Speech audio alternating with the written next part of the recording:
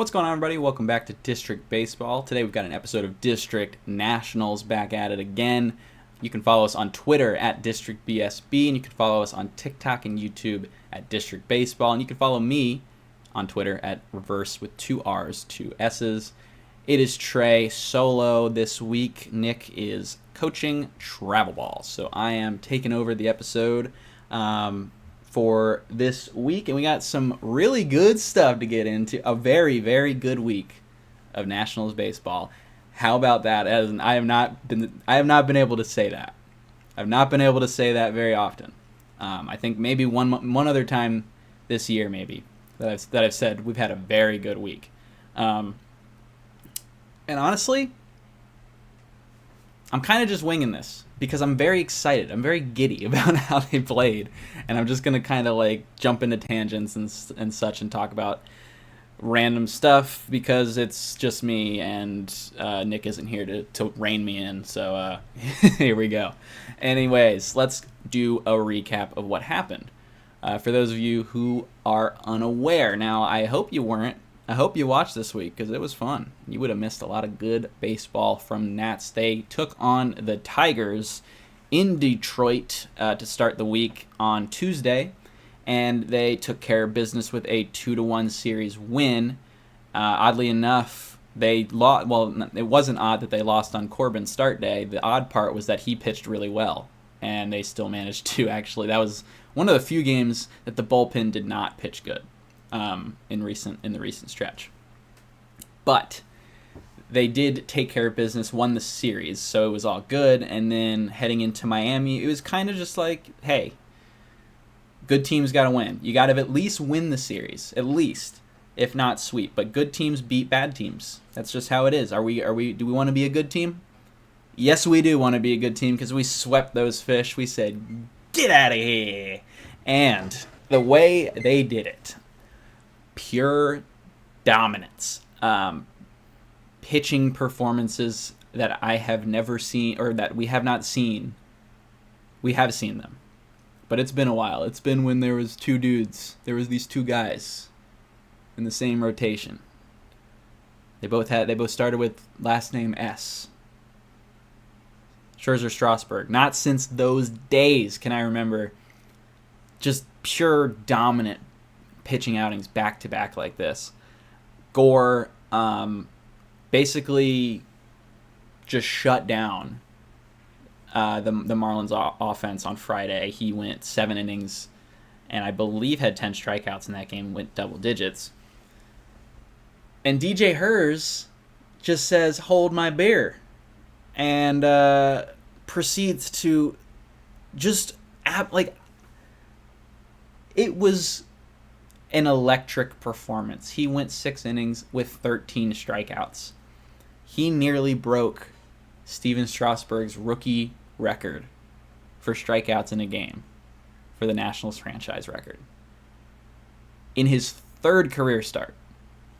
That is insane. Now, I know Strasburg did it in his 1st, but he was a different animal. DJ Herz was not a number 1 pick.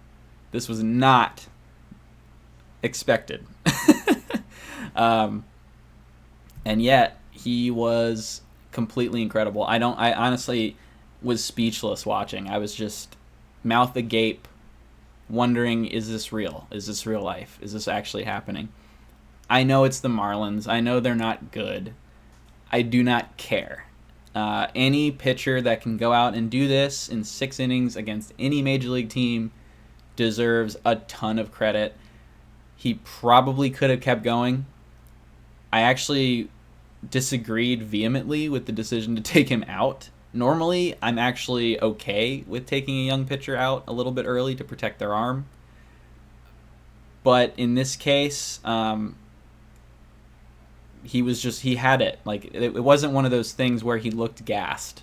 That's when you normally want to start thinking about pulling a young guy. He was still dominant. He struck out the side in the 6th inning and was just blowing fastballs by guys, locating on the corners, and then the changeup was the equalizer. I mean, it was otherworldly. I really don't know. Like, it was almost like the Marlins couldn't see what he was throwing. Like, they could not pick up out of the hand what was coming. Especially the changeup, they really could not see it. Like, I don't know what they did between starts to get that changeup looking like that and looking so deceptive, and mainly just being able to throw it in the zone. He was kind of having trouble with it fading out too far, and not, you want it to fade away and fade down, but you don't want it to be completely a ball out of the hand, because then you're not going to get anyone swinging. But it looked like the deception was the factor. Somehow they were just unable to pick up the release. They just couldn't tell what pitch it was. There was a specific at-bat with Vidal Brujan, I believe, was the hitter. And he just looked confused. He walked away with like a grin on his face just after striking out, because he was like, I don't even know what I just saw. Like, I had no chance. Basically admitting defeat right there.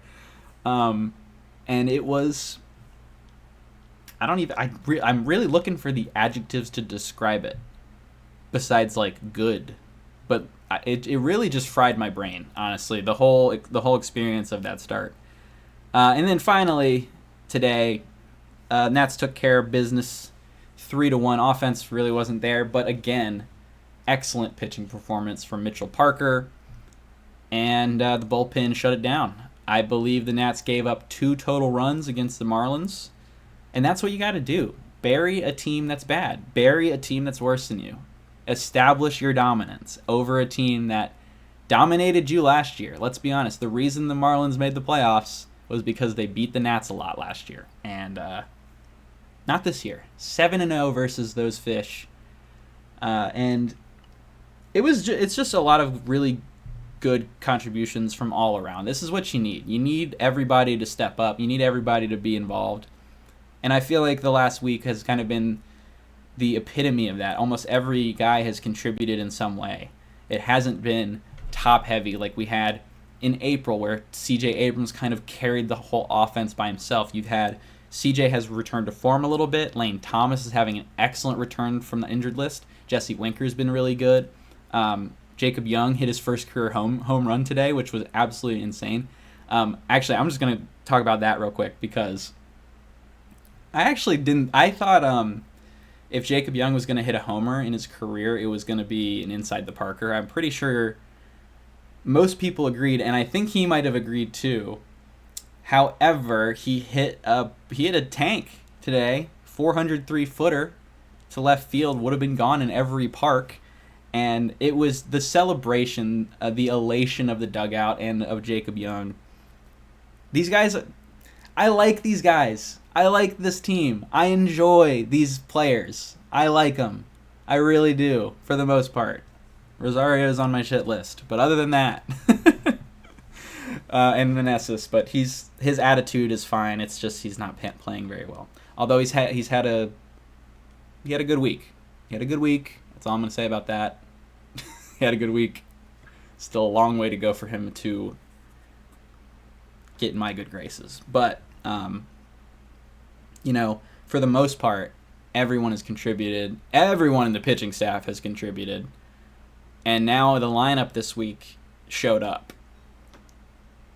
The key is now sustaining this, because again, like we mentioned last week, you have a chance here to go on a run.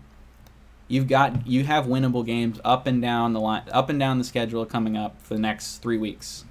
This was the start. This is what we said, that the next month basically determines the season, determines the direction that they go. And even then, it might not. They might have a direction already planned in their heads that they're already going to do, regardless of record. Maybe they sell at the deadline, even if they go on a 20-game win streak, because they don't think that it's their window. But putting pressure on, it's always good when the team is putting pressure on your ownership and your GM to make something happen, because the team has responded, the fans have responded. It's now time for ownership to respond. So we'll see. I'm kind of I think that what they can do at this deadline is they could, if they are still in it, do a little bit of both. But what I mean is, they have guys that have sellable contracts like Winker, and some bullpen guys, and Rosario, but I don't think anyone's really going to want him now. But I think you can sell some of those guys while also getting pieces back that make you better now. And when I say that, I mean controllable pieces, guys that are major league ready or close, that can potentially come up and pitch or play the field or hit or something. Because obviously the team needs power. You don't want to like go and sell. Like I'm not saying sell prospects to get a power bat. Absolutely not. I'm saying if you can get like a low key move for a player that you were already going to trade, there's no real reason not to try. Like if you're already trading Jesse Winker, maybe you try and get a young power bat back for him that can play immediately. Or Trevor Williams. Trevor Williams is hurt right now, but odds are he still is going to get moved. You're already going to trade him probably, so if maybe you get a young bat. I mean, that's what they really need right now is a young bat that can hit some homers. That's still the key with this team is the lack of homers, because seemingly they have figured out how to develop pitching. It's still early in that process. We're only halfway. We're not even halfway through the first season of this Sean Doolittle experience, if you will. But it's a good sign. It's a good sign that guys that were not even supposed to make an impact this year are not just making impact, but pitching at a great level. Mitchell Parker has been an exceptional, fourth, fifth type starter. And now DJ Herz, there's only one start, but I don't care who you are. If you can strike out 13 batters in 6 innings in a major league game, you got something going right. Something is good about what you got. So that was a huge deal to see that, because I feel like some fans got discouraged after his first couple starts, which I don't really understand. I mean, he wasn't even particularly bad, especially the second one, which we mentioned. He was squeezed the whole game, and I think that kind of came through. Like to show, he kind of showed like, hey man, like I had some. These are the first 2 starts of my career. Like give me some time. I'm gonna figure it out, and he figured it out. I mean, just attacking this. I'm back into a DJ Herz rant here because man, that was just unbelievable pitching performance. Like, just crazy, like magical stuff. And also the fun aspect of it afterwards. He had the Uncle Sam hat, which I believe they just recently added as a home run celebration. I think it fits. I think it's like, it obviously fits with the DC aesthetic, the nation's capital, America, stuff like that. But more so, it's just funny looking. It's just a nice goofy hat to put on after a homer, and that's the part I'm like, yeah, that's good stuff. And then he wore it in the post-game interview.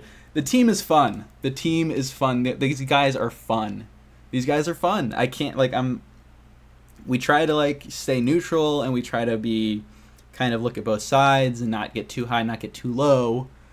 But they're fun. They really are. Like, they're having a blast out there. And you just really, because, like, you could see a team like, last year's Padres or this year's Blue Jays, who just don't seem to have much fun no matter what's going on. I don't think the Nationals have that problem. They know how to have some fun. And today was just a perfect example of that. It was just, they had a blast out there this whole series. They had fun. And when when you're playing like that, you play better. I think everybody would agree. All the players would say the same thing. When the vibes are good, the results are normally good, and like, they've got good vibes. There's no denying that. I mean, right now the vibes are very good, and I would love to see it continue. Now, that is the next part of this, of course, extrapolating this, sustaining this over a longer period of time. You can have a good week. This is probably the best week of Nationals baseball in terms of win-loss, in terms of pure dominance that they've had since 21, probably June of 21, probably 3 years ago. Can they continue? Because what happened in 21 is that they did not, and then they had to sell. So, like I said, the schedule is favorable here. I will check it out real quick. We are heading to the Diamondbacks. The D-backs obviously last year were the National League champions, but this year has been a bit of a struggle for them. Their offense is still very strong, although Corbin Carroll has not really been that guy so far. He's hitting a little bit better as of recent, so there's something to watch out for there. But their pitching staff has really not been there. It's really not their fault. I mean, their development isn't the best right now, and every team has injuries, but they haven't gotten any innings from Erod yet. They've barely gotten any innings from Merrill Kelly. Zach Gallen's still on the injured list. And Jordan Montgomery just hasn't been good yet for them, and it's been a struggle. So right now, the key with this next series in Arizona is going to be the offense. We gotta take advantage. We gotta score some runs because Arizona's going to score. They're going to. The matchups are also not the best for pitchers. Corbin's going to pitch in this series. I think Irvin will pitch, so I like that, obviously. And then I'm not sure how they're actually lining up the rotation because Josiah Gray pitched some rehab starts. I'm not sure when he's coming back and slotting in there. So we're going to have to wait and see kind of how that shakes out. But either way, Corbin's in there. So you're probably and he's coming off a good start, which means there's no way he can have a good start twice in a row. You're going to have to score some runs to win this series. And this is a winnable series. I think that right now we match up with the D-backs pretty evenly. And it wouldn't be the end of the world here if they go 1-2. You can't get swept. But Arizona can be really good. They still have a strong offense. They can score in bunches. It can happen. The key is obviously the next series in Colorado. You got to take them down. You got to take down the Rockies. They're not a good team. They don't have the pitching. They don't have the offense really. It is going to be kind of difficult. It's at Coors. It's never easy to win at Coors, although the Nats have been pretty good at winning at Coors Field, I feel like, in recent history. That is going to be a key series. They really need to take 2 of 3, if not sweep it. And then after that, they are in San Diego, who they're pretty good. They're solid, but they just got kind of destroyed by the Mets. And so did the Nats, of course. But I would say the Mets overall are, kind of around the Nats level. And I think the Padres are kind of in that same level. So winnable games there for sure. And then the Tampa Bay Rays coming back home to the East Coast, although it's not actually home. It's in Tampa. Got to beat the Rays right now because they look bad. Got to beat them. So, you're looking at, let's do some calculating. If the next 4 series here, which is 12 games, math, 12 games.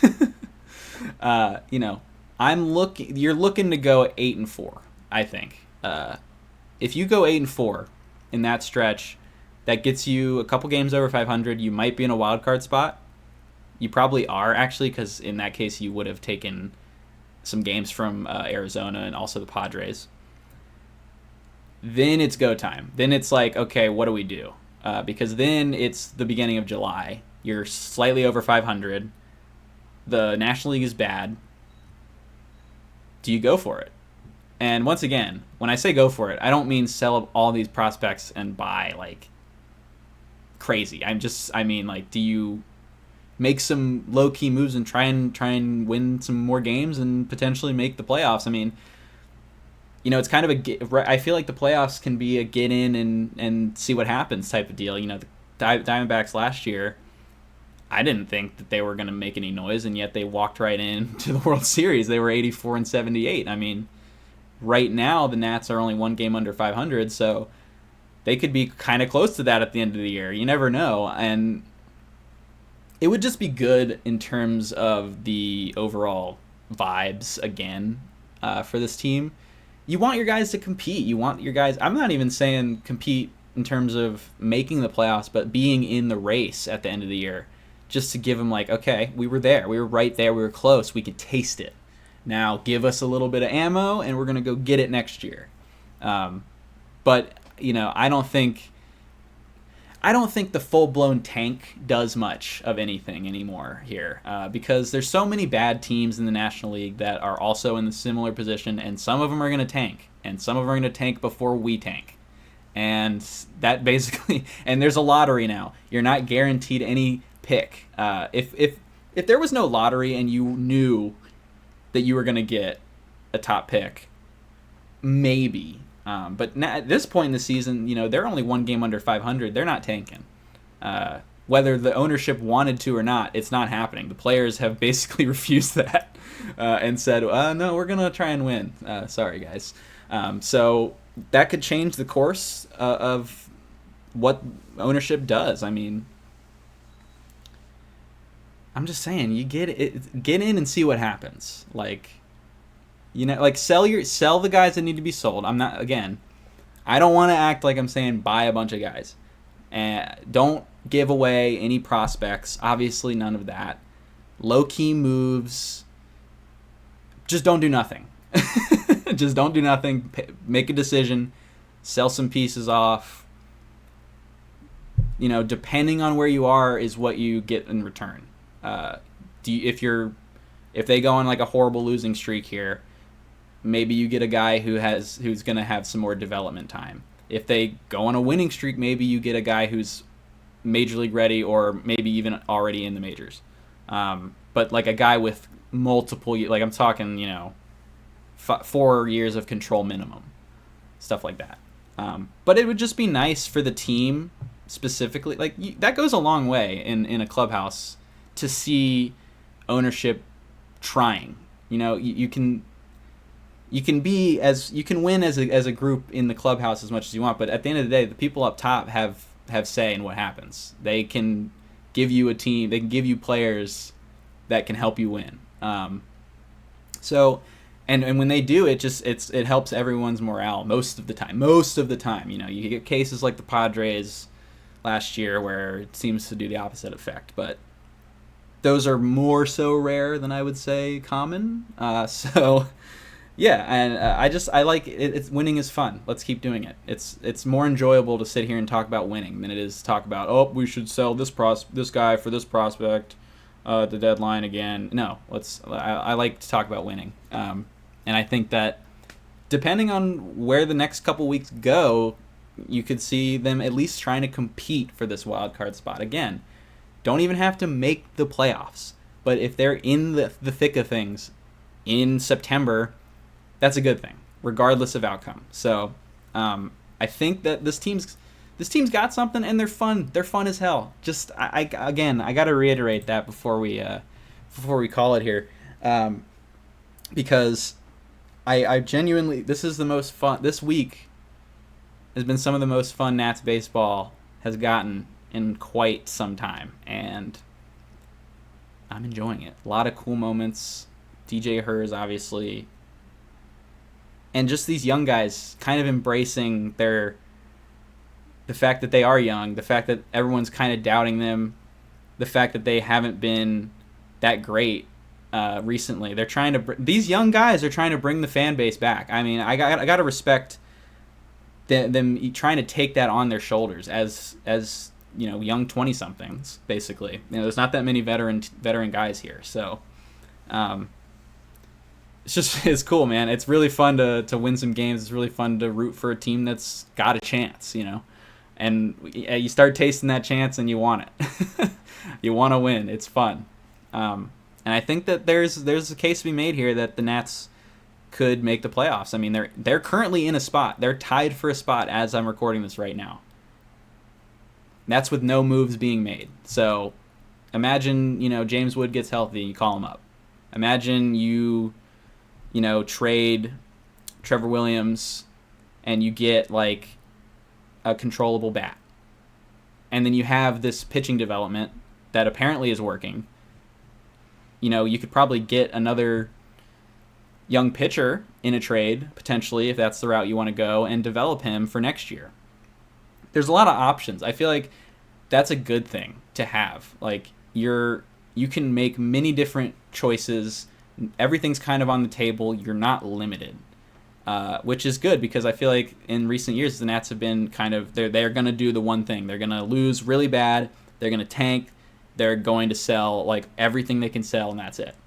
And I was okay with that for those years because the team was so bad. I mean, I shouldn't say okay with, but I thought they were the right moves considering the situations at the time. Let's just say that. But now I feel like you don't have to sell. You don't have to buy. You don't have to. The only course of action that you cannot take is doing nothing. And I feel like that's the key. Just don't do nothing. Pick a direction. Do something. But either way, we kind of still need to see. We still need to wait and see. Basically, until once July 1st hits, then it's like, all right, let's pick. Let's decide what we're gonna do.